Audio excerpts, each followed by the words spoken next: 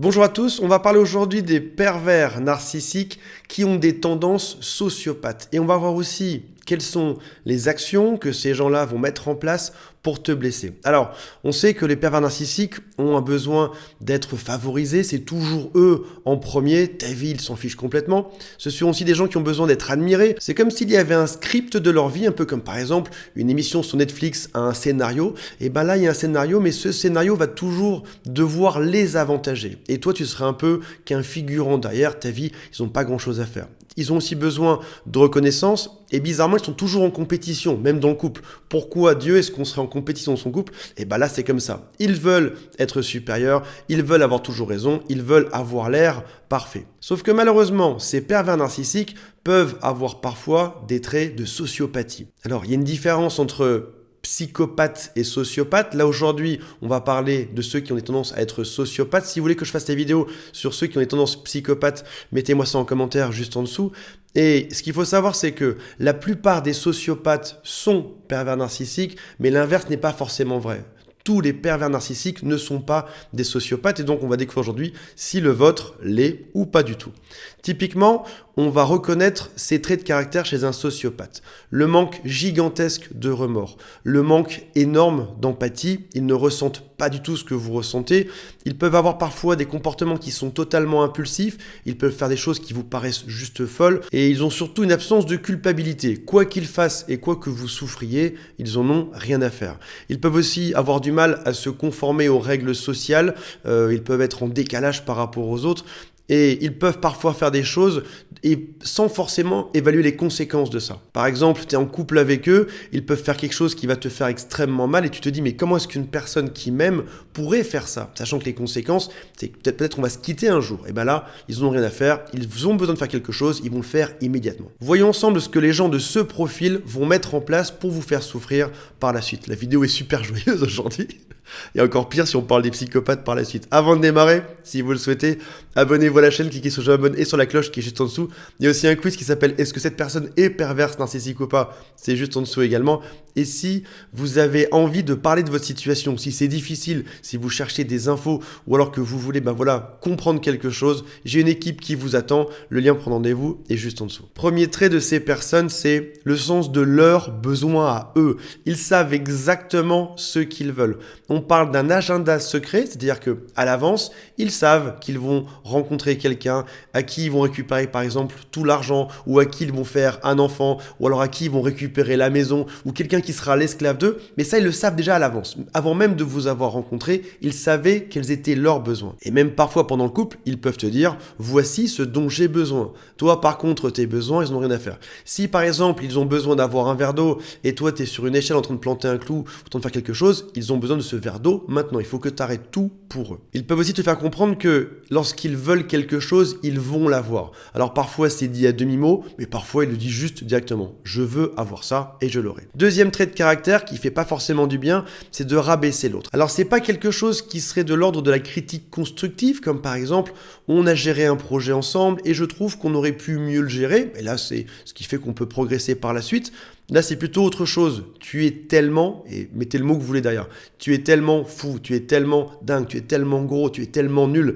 Et c'est proche de l'insulte sans jamais y arriver. On est toujours un cran avant l'insulte. Troisième point qui est pas super agréable non plus, c'est qu'ils peuvent rejeter ta propre légitimité. Par exemple, tu as des sentiments pour eux, ils vont te répéter « tu ne m'aimes pas ». Mettez-moi en commentaire si vous avez eu ça. Tu as un travail que tu adores, ils vont te rappeler que ton travail est juste nul, que tu pourras avoir un poste supérieur, ou que tu pourrais plus gagner, ou que tu devrais aller travailler ailleurs, ou que ça ne sert juste à rien. Même si eux-mêmes sont au chômage, ils vont critiquer ton travail. Ils vont critiquer tes amis, ils vont critiquer tes priorités, ils vont même critiquer ce que tu as réussi, ou alors se l'approprier. Ah, tu as changé de poste ?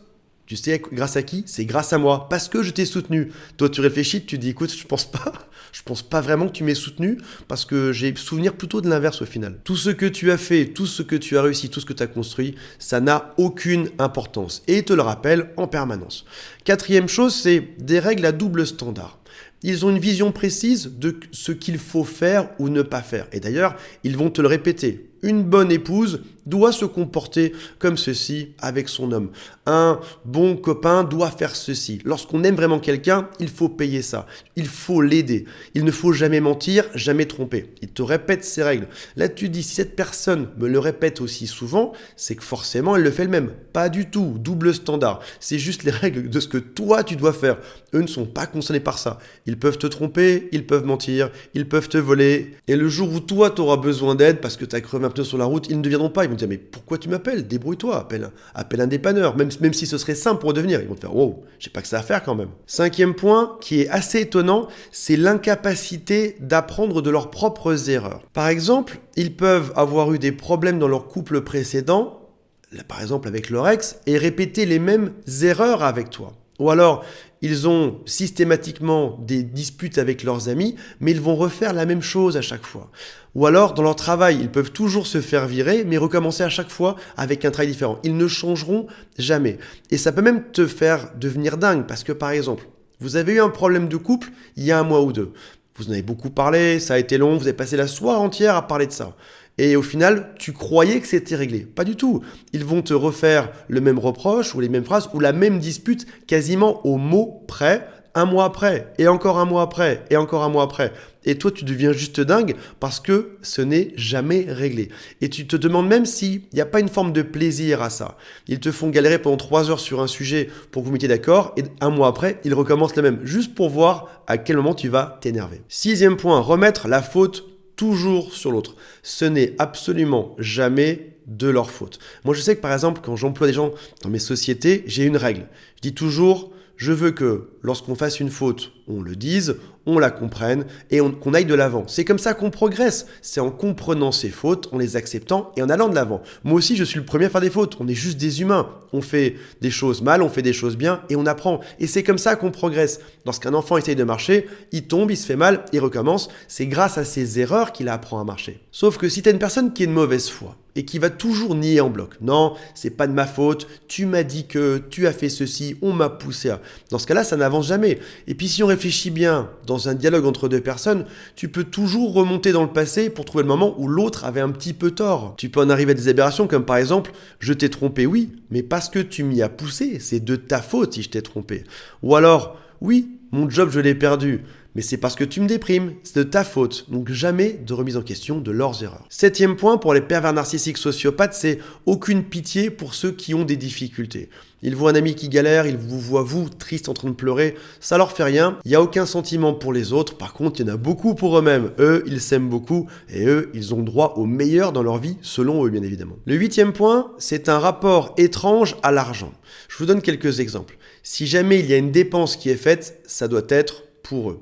Tu peux même arriver à des choses vraiment bizarres comme par exemple, ton pervers narcissique te dit mais pourquoi est-ce que tu as offert ce cadeau à ton ami? Toi tu lui réponds bah c'est quand même son anniversaire donc je devais lui offrir un cadeau. Et il va te dire mais t'aurais pu me donner à moi ce cadeau. Et à lui on s'en fiche, tu l'aimes même pas, c'est même pas ton ami. Et là tu te dis il y a vraiment un problème quelque part dans l'équation. Il y a que eux qui comptent et tout l'argent qu'on va leur donner, tous les cadeaux qu'on va faire font déjà leur valeur. Donc plus c'est comme des petits rois à qui on ramène des cadeaux et des présents, plus ils ont de cadeaux, plus ça veut dire qu'ils ont de l'importance. On parle de pervers narcissiques, donc très tournés sur l'image d'eux-mêmes. Et en plus, ils estiment qu'ils ont le droit au meilleur dans leur vie. Donc bien évidemment, tout l'argent, tous les services, tous les cadeaux, c'est forcément pour eux. Voilà mes amis, j'espère que ça vous a renseigné sur ce type de profil. Mettez-moi en commentaire si vous avez vécu ça et si vous voulez que je fasse une vidéo sur les pervers narcissiques psychopathes. Et je vous rappelle qu'il y a le quiz en dessous qui s'appelle « Est-ce que cette personne est perverse narcissique ou pas ?» On se retrouve très prochainement. Salut à tous, bye.